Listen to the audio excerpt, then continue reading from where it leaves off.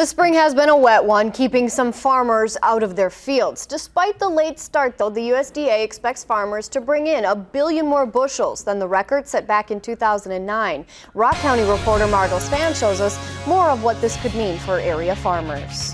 There's a short window and you want to get the seed in the ground. Fifth-generation farmer Doug Rebout says 60% of the field corn he's raising has already been planted.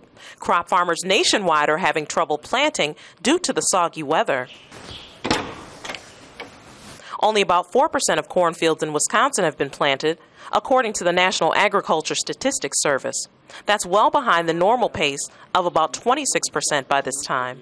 We love rain. I'm never going to say I don't want it to rain, because the time we say that is the time that it does stop and we get the drought that we had last year. Even though the sun is shining, Rebout says this soil is just too moist for planting. He says it'll wreak havoc on their equipment and could impact the growth of the seeds. When you plant it, you want the seed to be in some dry, loose soil, so that way it's got room to germinate and the seeds can go and start coming out. With more than 800 animals to feed, Rebout is anxious to get all of his seeds in the ground. This is the seed corn that gets planted in the ground.